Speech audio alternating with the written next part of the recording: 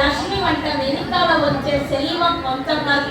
ఓ తనవ ధాన్యం, ఓ తన మన 14 సెల్వం చెప్పాము. ఈ ఏదడిగా ఏడంలో ఉండే సెల్వమే లేదు. మన ఓ అడి పెట్టబడును, అందరిలో ఆ సెల్వం పోయి నరంజును. పుట్టికి వారి కోసం మొదటి పాదం అమ్మవారు వేసింది. రెండవ పాదం వచ్చి పెళ్లి కోసం, తిరుమణం కోసం. మూడవ పాదం వచ్చి పిల్లల కోసం. నాలుగవ పాదం వచ్చి చతుర్వేద కోసం, పిల్లల కోసం, కొలంది కోసం. నాలుగవ పాదం చతుర్వేదాల కోసం. తర్వాత అంత్యవ పాదం వచ్చి పంచభూతాల కోసం.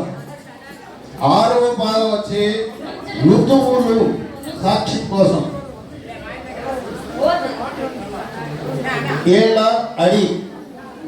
ఏళ్ళ పాదం జన్మ